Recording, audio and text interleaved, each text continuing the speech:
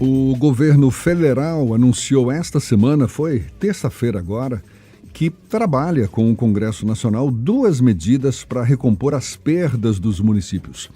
O presidente Lula disse ter autorizado que os ministros atuem junto ao Congresso para aprovar o auxílio direto a estados e municípios.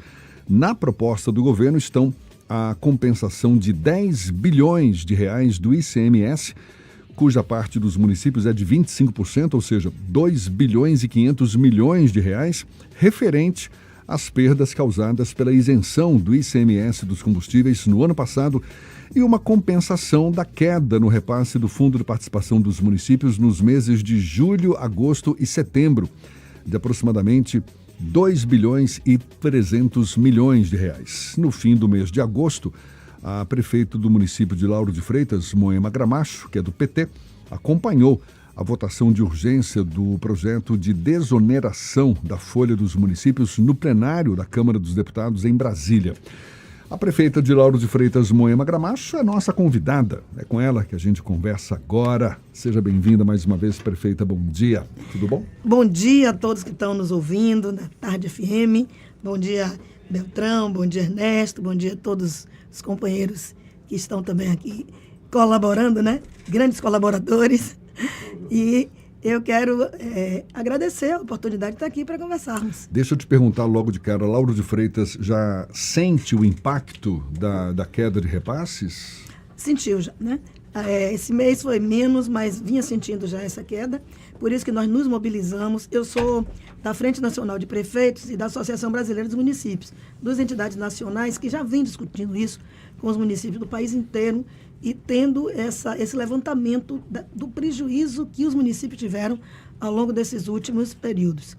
E ontem eu estive em Brasília dialogando com o secretário do ministro Padilha, que é de Relações Institucionais, e ali no Palácio do Planalto, e discutindo com ele qual era, de fato, né, a forma que o presidente Lula quer recompor para os municípios e para os estados esse prejuízo. Então, ali, você já disse aí, né, os valores que estão sendo previstos para a recomposição do ICMS. Uhum. Esse é um valor relativamente grande, né, maior. 2 bilhões e 500. 2 bilhões e meio, mas nós estamos buscando ampliar este número para 3,9 bi. São 10 ao todo, uma parte para os estados e uma parte para os municípios. E, diante dos últimos acontecimentos, nós achamos que seria interessante ampliar esse valor, sem querer, obviamente, criar quaisquer dificuldades maiores para o governo federal, mas há uma possibilidade de ampliar esse valor. E ontem nós estávamos discutindo exatamente isso. Bom, mas em não ampliando, se já puder antecipar para este ano, né, estes 2 pontos alguma coisa, vai dar um socorro aos municípios. Agora, ao mesmo tempo, Lauro de Freitas teve aumento da população, não foi? Nós tivemos aumento da população, segundo o censo do IBGE, isso automaticamente não repercute também no aumento do repasse? A não ser, só repercute Só repercute se você, com este aumento de população, pular de uma faixa para outra.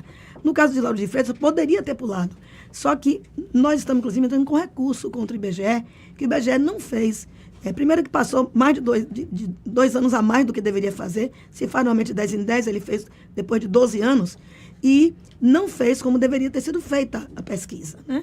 O censo. Ele deixou muitas áreas que eram limítrofes sem serem contadas. Casas que estavam fechadas, ele também não voltou. E não contou membros todos da família.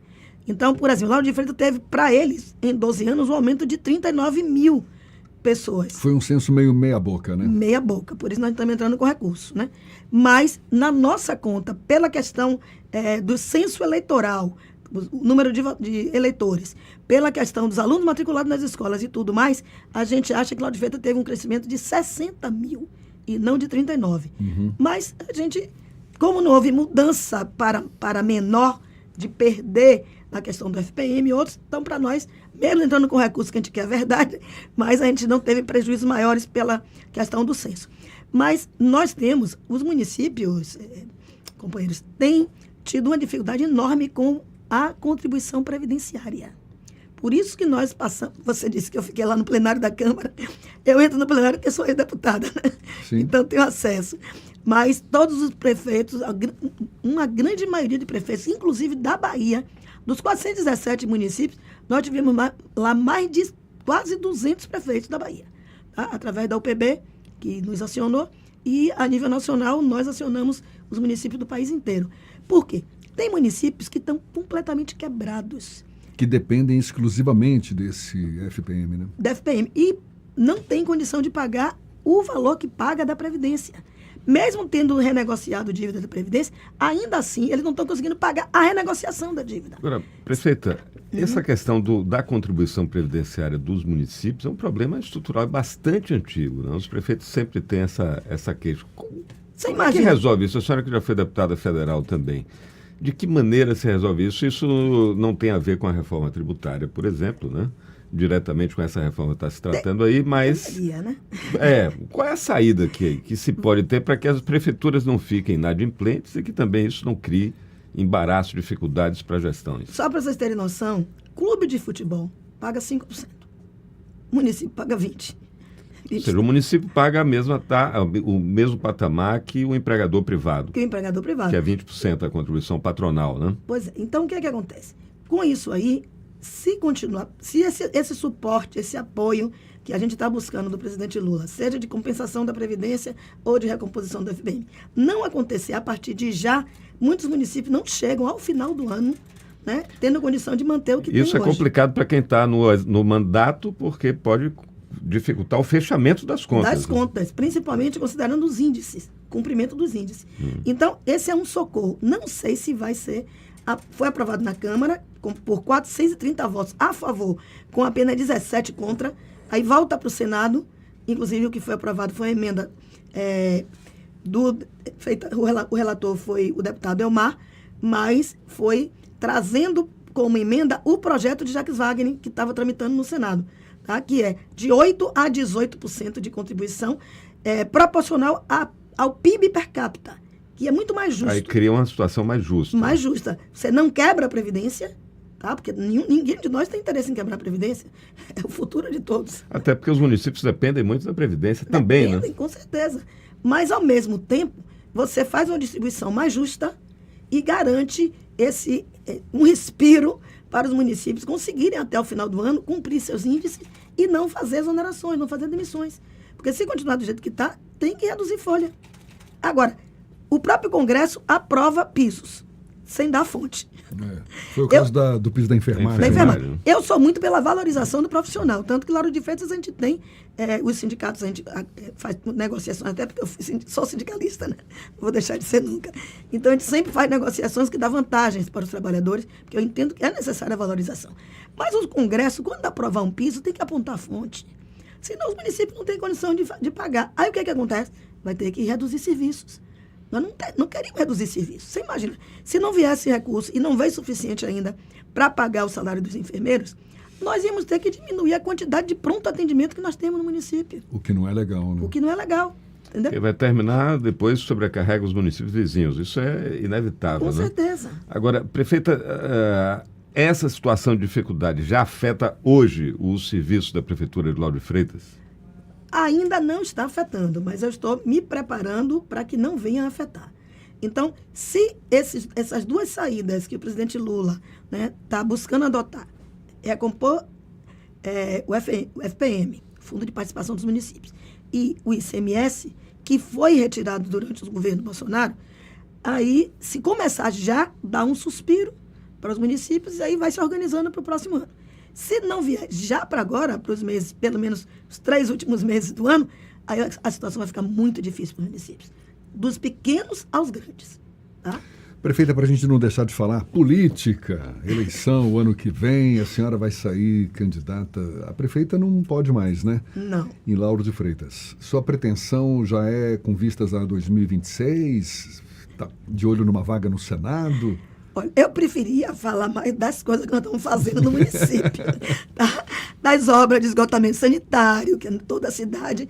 Só para brincar um pouquinho com vocês, mas eu estava como deputada federal em 2015, 2016, mas não tem nada em fazer as coisas que eu tinha me comprometido a fazer em Lauro de Freitas.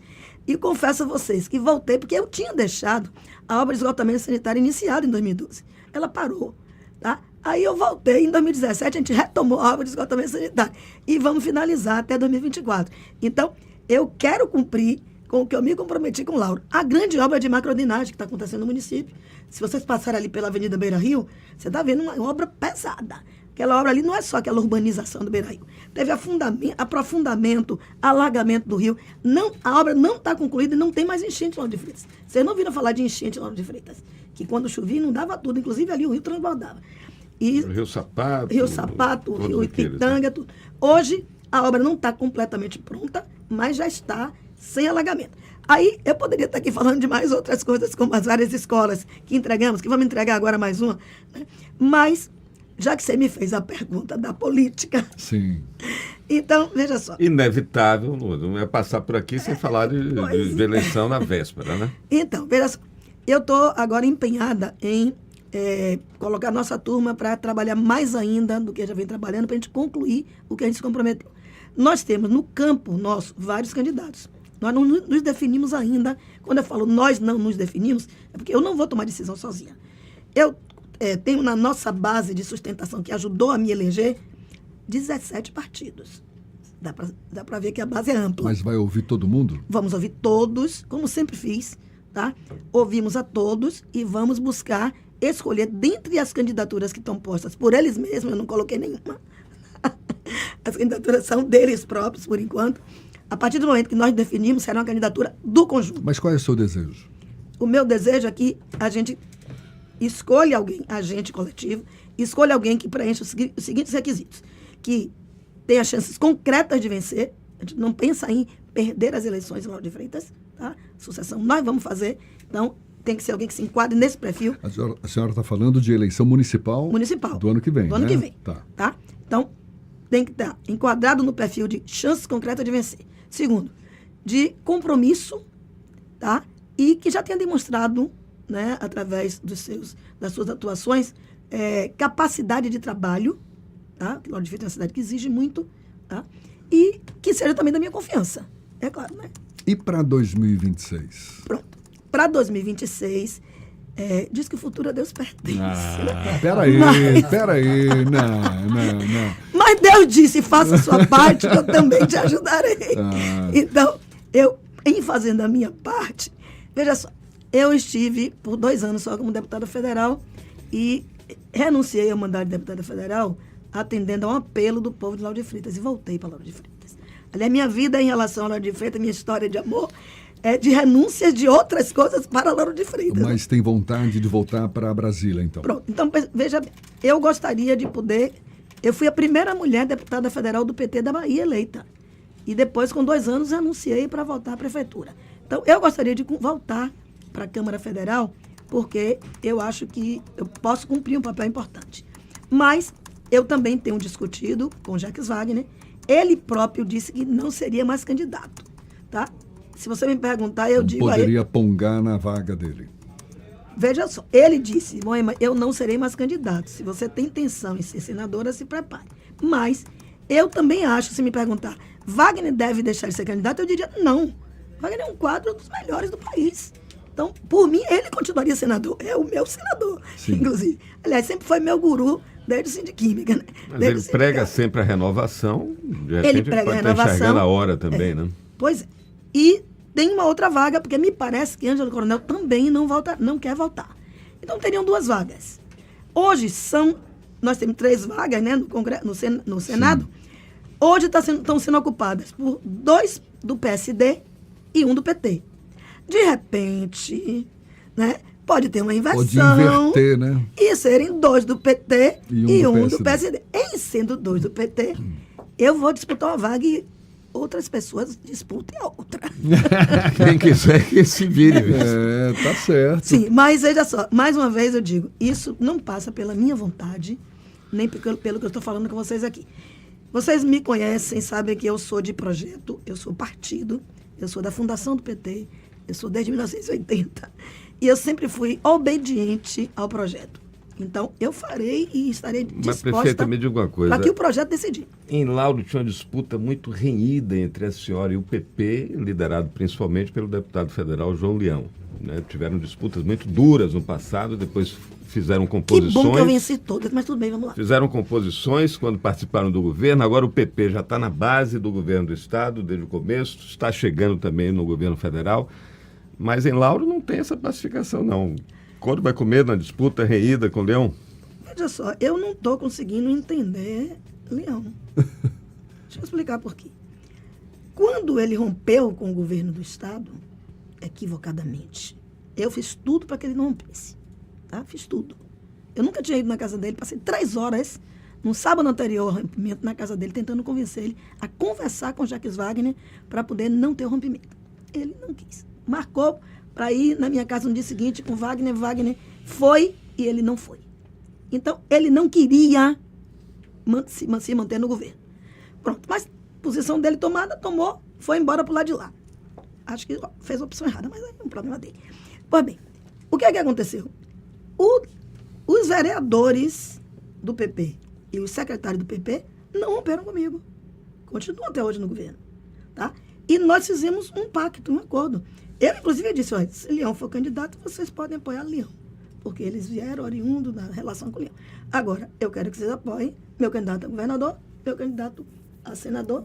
Tá? E como é que a senhora avalia o tamanho das garras do Leão hoje? Bom, ele teve 5 mil votos para deputado federal lá em Lauro de Freitas. Eu, quando não tinha mandato, não tinha... E ele estava como vice-governador em exercício, tinha sido prefeito, elegeu 3 prefeitos antes de mim, depois não elegeu mais nenhum. E, para completar, ele teve 5 mil votos só. E Cacá teve 20 mil no município para senador e Otto 63 mil. Então, eu acho que ele, inclusive, aí a opinião minha... que as garras estão pequenas. Tão pequena. Eu, quando eu não tinha mandato nenhum, que estava fora de mandato, tive 18.500 votos para federal em Lauro de Freitas. Né? Mas vamos lá. Ele é que sabe da vida dele. Ele está dizendo que vai ser candidato. Eu acho ótimo, tá? Acho ótimo que ele seja candidato. Parece que ele está dizendo que vai transferir o título dele. Acho ótimo, tá? Agora, o que é que eu queria dizer? Eu não entendo uma pessoa que está no governo, com os vereadores no governo, me apoiando, na base. Os 2 secretários me apoiando. E não são quaisquer secretarias. É uma secretaria de saúde e uma secretaria de desenvolvimento social, tá? E um que estava no partido dele e que, portanto, fazia parte do conjunto, que é Rosalvo, estava no PP também, é secretário de desenvolvimento urbano. Mas agora ele não está mais no PP, mas foi eleito por eles, né? Porque ele é suplente de vereador. Então, para finalizar, eu acho que Leão, ele devia avaliar um pouquinho mais o que ele vive falando. E, às vezes, me provocando desnecessariamente. Estou quieta no meu canto, ele fica me provocando. e olha que a disputa mal começou, hein? Mas o que é que eu queria dizer? Cada um tem a sua opção, tá? Ele está fazendo o que ele acha que deve fazer. Eu acho que em Lauro de Freitas, nós vamos vencer as eleições, porque eu não estou vendo candidatos do lado de lá à altura da disputa com os nossos candidatos de cá. Moema Gramacho, prefeita de Lauro de Freitas, muito obrigado. O Paulinho já está olhando feio para a gente aqui, porque o tempo já está mais do que estourado, mas muito obrigado mais uma vez e boa sorte nessa empreitada que sei, é longa, grande, desafiadora. Tamo juntos. Então, eu não subestimo adversários, em hipótese alguma, respeito muito, mas eu estou aí preparada para o que deve ir. E aproveito a oportunidade para agradecer. Quem sabe se recompor também, o que deve também pode vir uma recomposição. Claro, eu sempre fui aberta. Coração aberto. Sempre fui aberta. Coração de leão. Coração de mãe. Obrigada, gente. Um grande abraço a vocês. Obrigado. Parabéns também pela imprensa que vocês fazem. Tá? Prefeita Moema Gramacho, prefeita de Lauro de Freitas, bom dia mais uma vez. 8:55 na tarde FM.